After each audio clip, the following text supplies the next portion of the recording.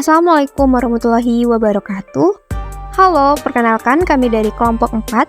Di sini kami akan menjelaskan mengenai hak moral dan hak ekonomi pada hak cipta.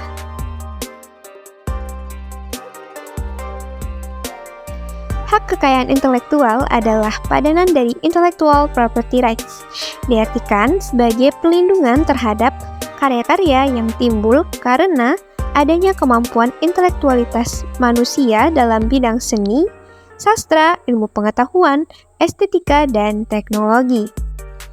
Jadi, secara singkatnya, HKI hadir untuk memenuhi hak seseorang untuk menikmati secara ekonomis hasil dari suatu kreativitas intelektual. Objek yang diatur oleh HKI merupakan karya-karya yang timbul atau lahir karena kemampuan intelektual manusia. Kekayaan intelektual mendapatkan perlindungan hukum atas kekayaan yang dikenal dengan hak kekayaan intelektual.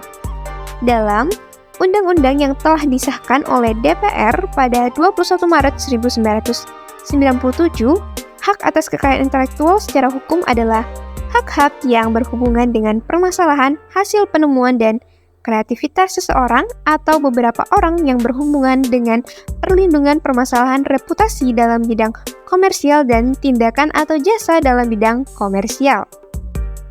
Nah, dari karya-karya intelektualitas itu pula, kita dapat mengetahui dan memperoleh gambaran mengenai pertumbuhan dan perkembangan ilmu pengetahuan, seni, sastra, bahkan teknologi, yang sangat besar artinya bagi peningkatan taraf kehidupan, peradaban, dan martabat manusia.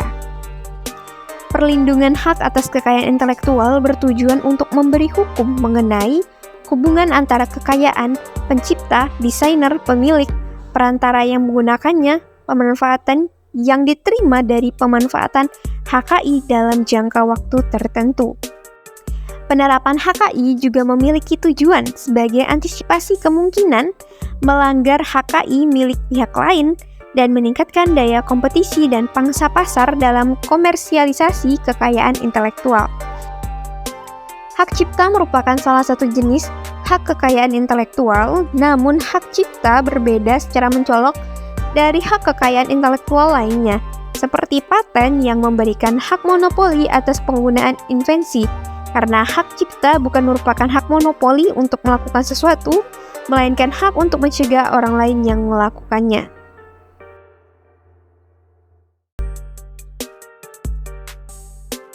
Nah, selanjutnya kita akan membahas terkait dengan hak eksklusif pencipta. Nah, yang pertama itu ada hak moral. Hak moral di sini adalah hak yang melekat secara abadi pada diri pencipta atau pemegang.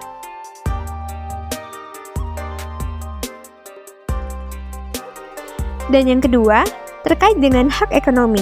Hak ekonomi ini merupakan hak eksklusif pencipta untuk mendapatkan manfaat ekonomi atas ciptaan.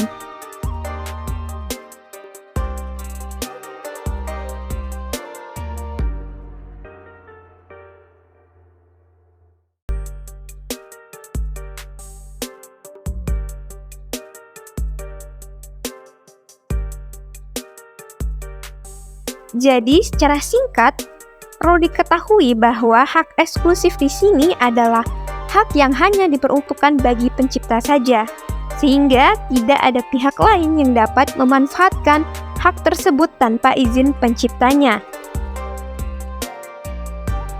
Pemegang hak cipta yang bukan pencipta hanya memiliki sebagian dari hak eksklusif berupa hak ekonomi. Nah, pemegang hak cipta yang selain pencipta bisa mendapatkan hak cipta tersebut dari pencipta dengan cara pengalihan hak cipta.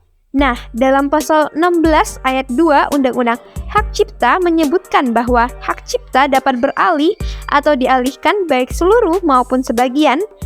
Yang pertama karena pewarisan, dan yang kedua karena hibah, ketiga karena wakaf, keempat karena wasiat, kelima karena perjanjian tertulis dan atau sebab lain yang dibenarkan sesuai dengan ketentuan peraturan perundang-undangan.